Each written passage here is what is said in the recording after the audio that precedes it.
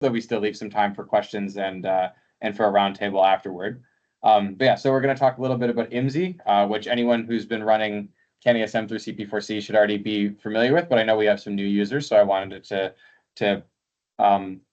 sort of start from the beginning. Then I'll do, like I said, a tutorial of setting up and submitting a case. So I'll open up a terminal and run the commands, and everyone can see what that looks like. I'll talk a little bit about the model output, so mainly like where it goes, because it is different now with the newer version of IMSI compared to what people may have been used to running on Niagara. And talk about some of the different file formats and the post processing. And then I'll also talk a little bit about the runtime diagnostics browser and show what that can be useful for. Yeah, so it's a lot of topics, and I'll move fairly quickly, but this will be recorded. So if there's anything that is missed, you can go over it again. And also, nothing that I'm going to talk about isn't already documented elsewhere, either in the IMSI documentation, CanESM documentation, or in the different pages on the CP4C wiki. So I really recommend that folks check those out as well before getting started. It's always useful to survey the available documentation to help you get your footing. So Paul, why don't we hit record? I hit record. Oh, great. But it says it's been I think it records anyway, and it's way. So it says it's at minute 22 now, which is pretty well from the beginning of the meeting. Okay. So I think we might edit it afterwards. Okay, yeah, I can trim it down. Yeah. Okay, great. Okay, so I'll get into it. So talking about IMSI. So IMSI is a piece of software developed at CCCMA. It's an acronym that stands for Integrated Modeling System Infrastructure. And the way I think about it is it's largely like a case management system for, well, technically any type of Earth system modeling simulations, but specifically we use it for CanESM, and it was developed for use with CanESM at CCCMA. But it is flexible enough that in principle you could use it with any Earth system model. Right. So the way it works is there are these configuration files that exist within the CanESM repository, and they're YAML format that contain basically every piece of information that you need in order to set up and run a CanESM simulation. So that's things like for a given machine, the compilers, the way it uses different parallelized resources. I don't know why this keeps happening. Is it a timer thing? I'm not sure. We'll just have to sort of deal with it, I guess. Yeah. But anyway, forcing files. Like any sort of different simulation configuration you could think of is defined somewhere in one of these YAML files in the IMSI config subdirectory in the CanESM repository. So IMSI it's a Python package that parses these configuration files and then sets up a simulation directory, and will also help you launch and then manage the dependencies for the different tasks within these simulations. So once you use IMSI to configure a simulation directory, it'll have this IMSI configuration runID.yaml. A runID is basically a name for the simulation that you'll use, and that'll become more clear once I sort of go through the demonstration, where basically all of these settings for your particular simulation get held there, and it's kind of the single source of truth for what's involved with that case that you've set up. So I mentioned task dependencies. So technically, the sequencer in general is not part of IMSI, but the one that we use on the DRAC platforms is a part of IMSI. It's called ISS, which stands for the IMSI Simple Sequencer. It used to stand for IMSI Shell Sequencer, but now it's not all purely shell scripts anymore, as I understand it. And the job of the sequencer essentially is to manage the dependencies of the different tasks involved in running the model and doing the processing. And it also does things like time tracking, so like tracking the dates for the model runs and post-processing jobs. So like the ISS is actually something that's really, I think, only used by CP4C. Internally at CCCMA, they have a different sequencer, and eventually there's a plan to transition to a fully different one that is used by both CP4C and internally with CCCMA. But for now, the sequencer that we use, ISS, exists within IMSI. So I included the URL here also for the IMSI documentation, which I really recommend you check out. I think that some of the documentation progresses a little bit ahead of where we are in terms of the version of IMSI that we are using for CP4C. But a lot of it, still applies. There may be some new features that aren't fully available yet for CP4C, but are described in the documentation, and you'll just kind of need to figure out, which are all the basic functionality that I'm going to talk about today. Obviously, is for the current version that we're using. So some useful IMSI commands that you're going to use when setting up and modifying and running a CanESM simulation. So first is IMSI setup, and then it takes a number of arguments, which you'll see later in the tutorial. This is the command used to clone the CanESM repository and then create the case directory and all the files within that you need for your simulation. IMSI config is a command that you use to apply any user edits to this single source of truth configuration file. So an example here might be to change the dates for the model run. So by default, the PI control experiment runs for 10 years. You may want to run 1 year as a test. You may want to run 1,000 years to do a long simulation. And so you apply that change to the run dates in this configuration file and then run IMSI config to actually apply the change. IMSI reload is a command which I think was not present in the version that was used previously on Niagara. This is one that you can use to apply any changes you made to the upstream configuration files in the IMSI config directory. So these are, there are separate directories and files for different things like the compilers, different experiments, the different model components. If you want to make reproducible changes, that's where you should make these user changes, not in this single flat file. And so if you make those changes within the case directory, IMSI reload is what you use to apply those back into this this main configuration file. So this would be useful for anybody looking to make edits to experiment files, for example, to change forcings or other aspects of the experiments that you're running. So IMSI build is the command that you use to compile the executables for the model and the post-processing job. So the bare bones workflow goes from IMSI setup and then to IMSI build if you just want to use the default configurations and not make any changes to any of the options. IMSI save restarts is another new command that people used to working on Niagara wouldn't have used. This is the same as running the save restart files shell script. And I think that is really all it does. But basically, this is adding the restart files from the parent run to the database for your current run. So stop it. I'm really sorry about these technical issues. Right. So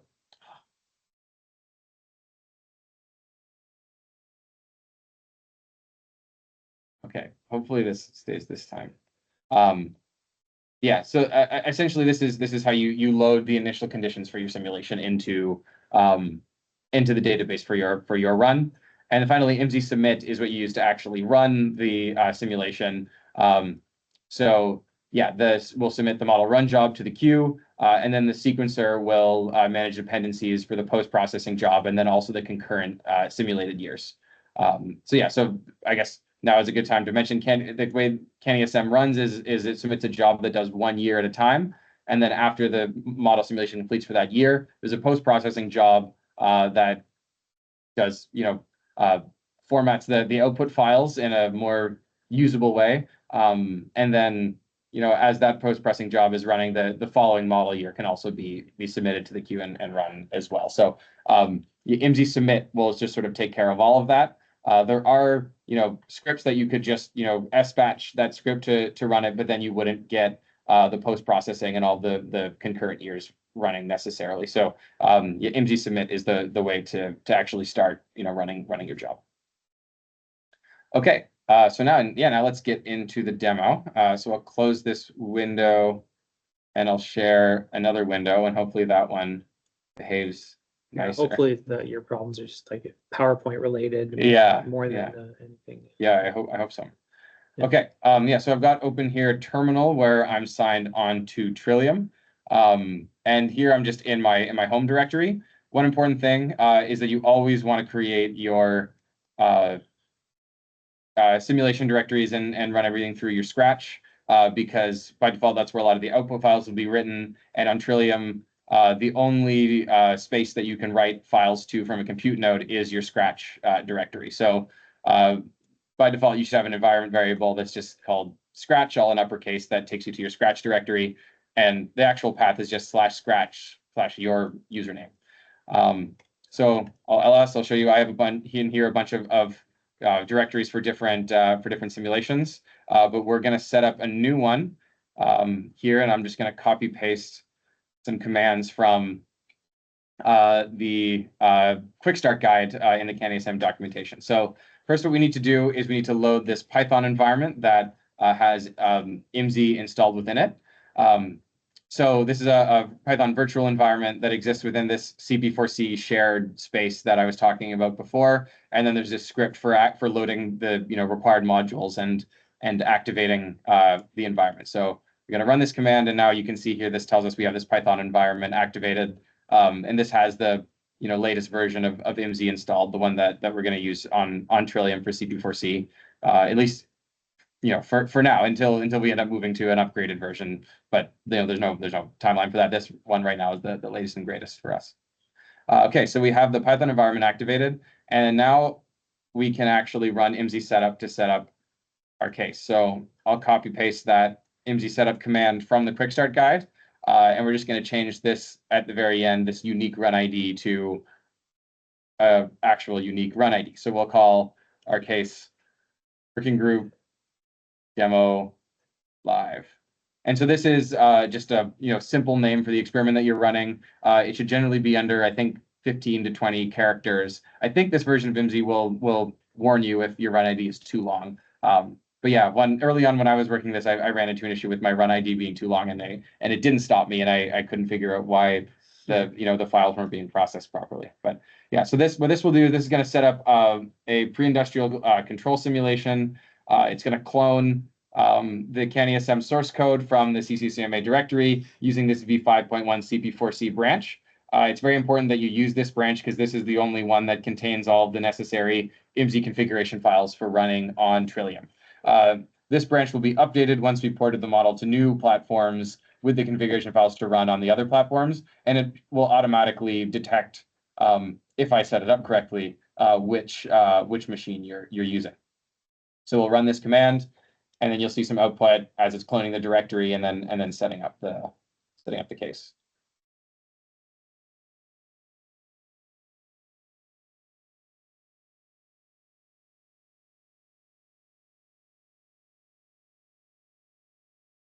And yeah, it'll take about a minute or so. Compiling the code is also going to take a little while, and I'm not going to do that live. I'll switch to a different directory where I've already got everything set up, and we'll look at some other stuff in that other one, so we don't need to wait for the whole thing to compile. I just thought it would be useful to set up a brand new one, and then we can take a look at what gets put in there by default.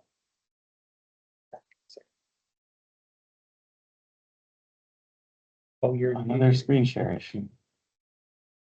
Maybe I'll just share my entire screen. Maybe that'll be better.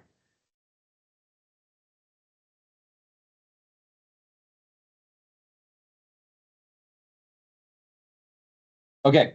Yeah. So the case has now been set up, and it prints out some helpful messages.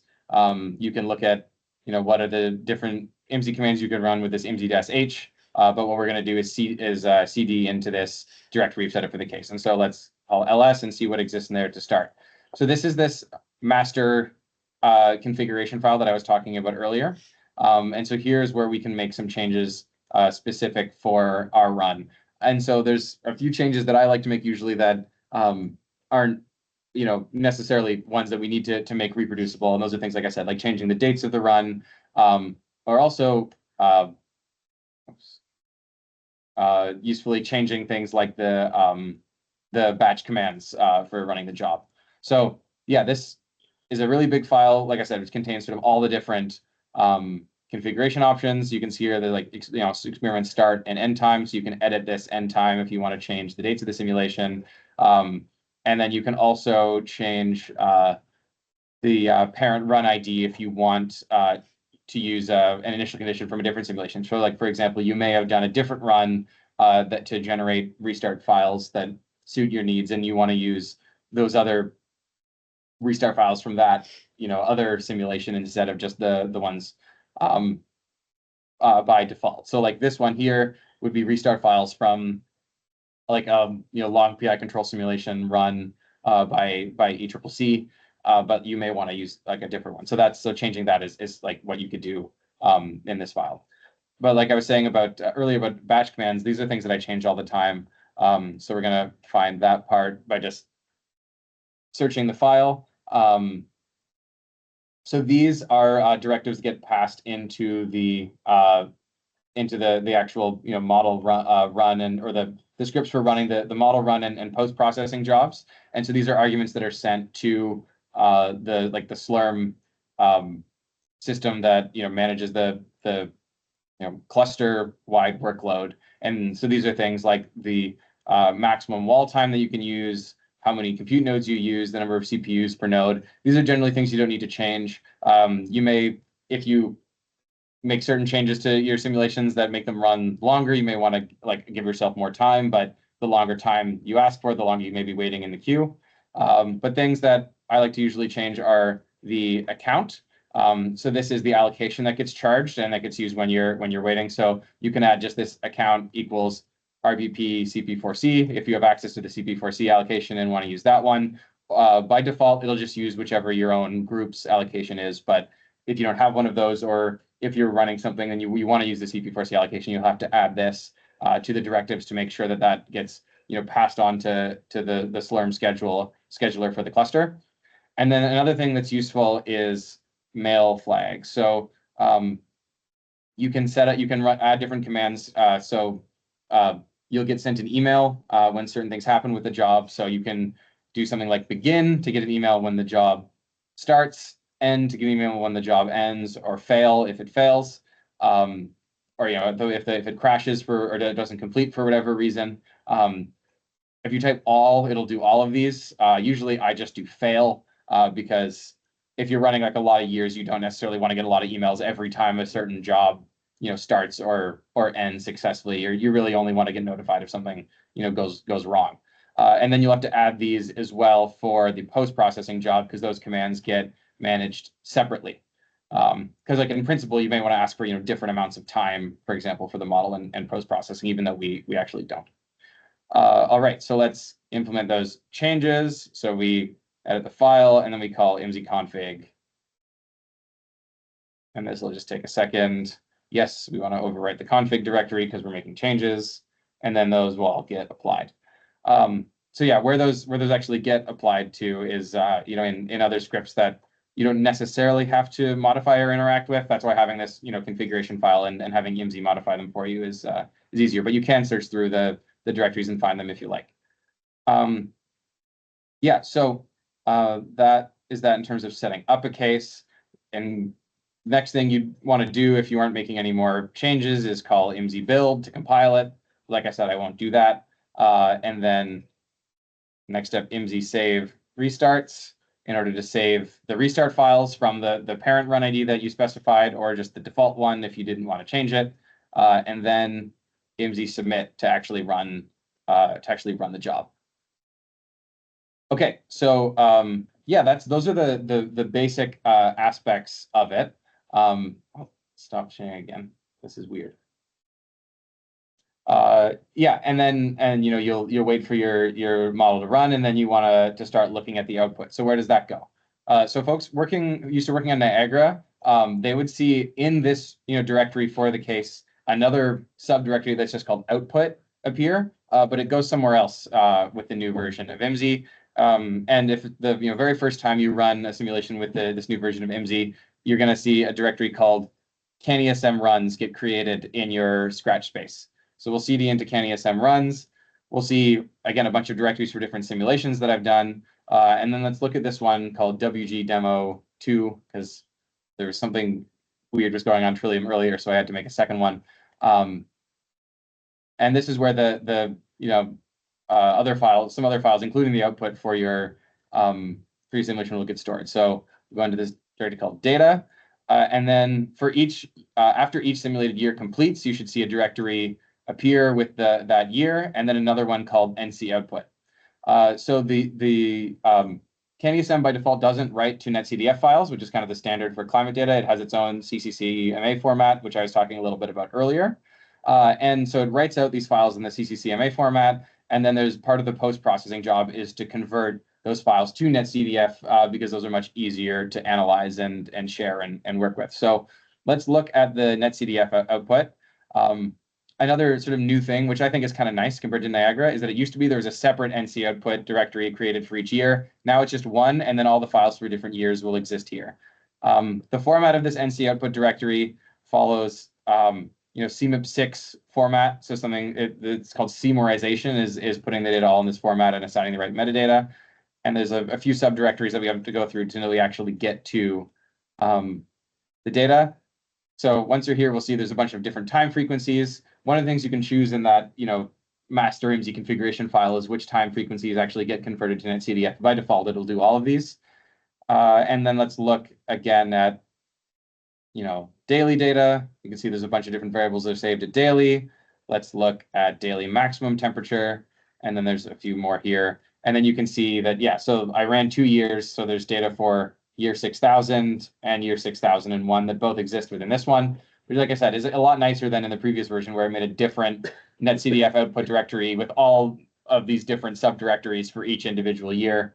Now that kind of all the files for a given variable and for all years will exist within just that one directory.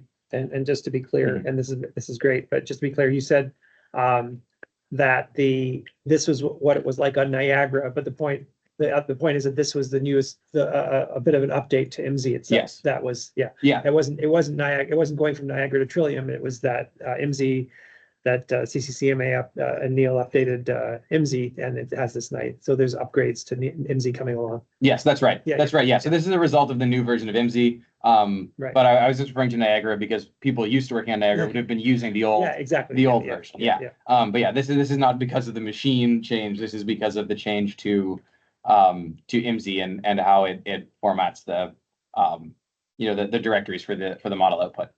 Thanks, Paul. That's a good clarifying note. So it's also kind of worth noting that not all of the diagnostics output by the model get converted to netcdf.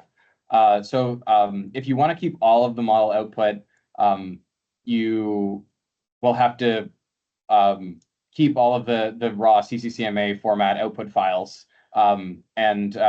There's some post-processing that goes into generating those as well. And for this run, I saved those time series files in CCCMA format. So why don't we just take a quick look at what those look like. I'm not that experienced in working with this output. Maybe some other folks here have, so it could be useful for them to share. Sorry. And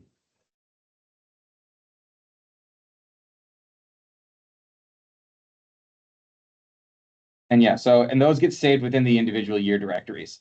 So there are these files that start with SC. I think these are the time series ones. There's also other history files. I didn't save those. There are some options in the IMSI configuration run ID file, like switches that you can turn on or off to have these files saved or not. But you can see that there's a whole bunch of different variables here.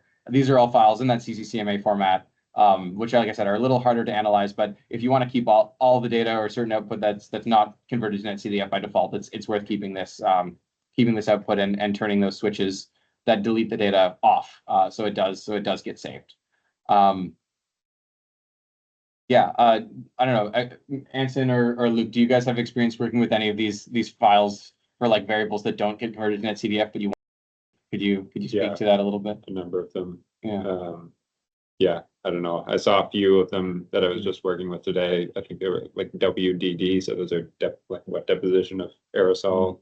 There's a ton of variables that don't get converted to netcdf. So if you're interested in looking at like processes within the model that aren't like kind of standard variables that would be of interest to like people using CMOR, like netcdf climate data output, but you're actually interested in understanding how the model works, it's likely that you'll have to look at some of these at some point. And I think Anson has used some CCCMA files as well. I don't have a lot of that, but there's the Python scripts that you can use Yeah. to look at like convert some of the SC files into let's see here. Just arrays. Yeah. Mhm. Mhm. You can look at more easily. Yeah. Yeah, It's no. on the guide, I think. Yeah, exactly. There's a little bit of guidance about that on the CP4C wiki. So we won't spend too much time on it. I just want to kind of highlight that this is a thing that exists for folks. So, you know, so you don't just think that the netcdf output is all there is, because it's not. There's actually a lot more. The like raw CCCMA output files from a run, I think, or something like over 100 gigabytes per year. But then the netcdf output gets distilled down to like, I think, like a dozen gigabytes or so per year. So it's like an order of magnitude less than what the total of it is. Okay, yeah, so that's it for the outputs. The last thing that I wanted to talk a little bit was the runtime diagnostics browser.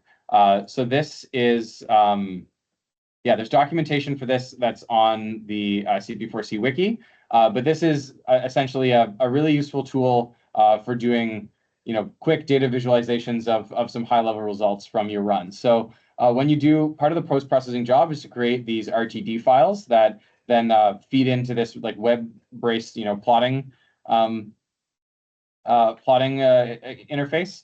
And in these RTD files, there's a whole bunch of mostly globally averaged variables that you can look at, mostly annual time series, a little bit of monthly, and some monthly, like some annual cycles of really a lot of different variables. So you can see some, like I said, some high level results from the simulations.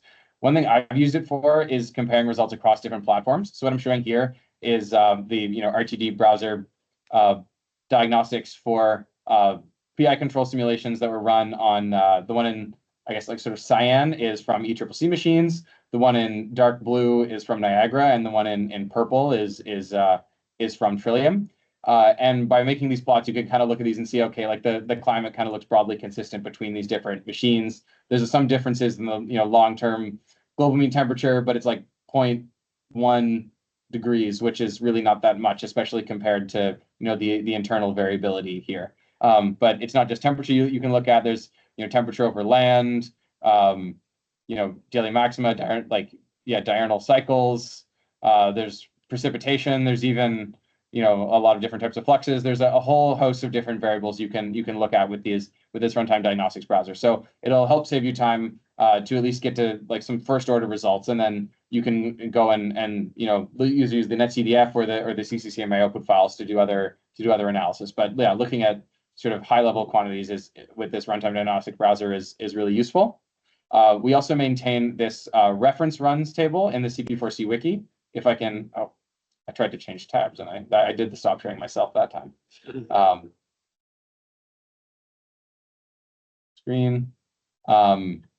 Right. So these are runs that you can either use as like, benchmark comparisons for your own simulations. They're also ones that I've used to do cross machine comparisons for a number of different experiments. So like pre-industrial control, that one was not my fault.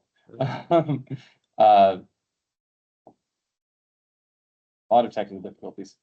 Yeah, pre-industrial control, historical forcing, SSP 370, AMIP simulations from a number of different machines. So anytime I run any of these benchmark simulations, either on new machines or for new model features, I'll add these to the reference runs table, and that's a useful resource to use as comparison for other simulations. Yeah, so I think that's all that I wanted to cover in this tutorial. So like I said, it was a lot and we moved rather quickly, but we do have some time left. And so I think let's start with seeing if there's any questions about anything that I've talked about. And then hopefully there'll maybe be a little bit of time for some other updates. So yeah, if anyone's got questions, please, either just speak up or raise your hand or. I have a question about Okay. the RTD. Is there a namespace kind of issue here, or naming issue, that if two people say are running the same, choose the same case name, which I could imagine could happen if you just have like sort of a sample case name and it's a quick start, that they would end up overwriting files in the RTD for the RTD browser? I do think that that would happen, Okay. which is a problem. That's, I mean, It's not a huge issue, but I can Yeah. just imagine as we get more users that people might say, you know, PI control could be like, so everybody could use that. There might be some, so we might need to think about that. But so try to choose a unique name, I guess. Yeah, exactly. So Yeah. one thing that I saw that Neil did with a number of reference runs, and that I think is Yeah. good guidance, is like, you know, use your initials, for example, in the run. Now that isn't necessarily unique because other people may share your initials. And you know, also for different similar things, like, you know, adding Yeah. a digit at the end or Yeah. something like that. Yeah, there's well, one way I guess to check, at least on a given machine, that you aren't copying another run ID, is that folks should have read permissions to the directory in which these RTD files get staged to before they get copied over to the server that runs the browser. So I can show folks where that is. It's in the scratch space for the CP4C account. I guess that's just on one platform though. That's right. Yeah. And so the Sorry, it's a minor issue. I should have raised no, it. it's okay. It's a good point. It emphasizes, like the importance of choosing a unique run ID. But yeah, on a given platform, at least, you can sort of see all the different run IDs by just looking at this directory where the files get stored. Yeah, I need to do a little bit of cleanup here. There's supposed to be, you know, automatic cleanup where the old files get deleted. Like you can see for this run, there's, you know, a whole bunch of them because this was for the first year, and then they get tacked on to the second year and third year, et cetera. But you know, you can at least see that one's being used. So if you're really worried that you may have used the same run ID as someone else, you can check here. But yeah, that's only on a given platform, and all the ones in Niagara, you can't see those anymore. I can on the runtime on like the actual, you know, cloud server that runs it, but we don't give access to that to everybody. So yeah.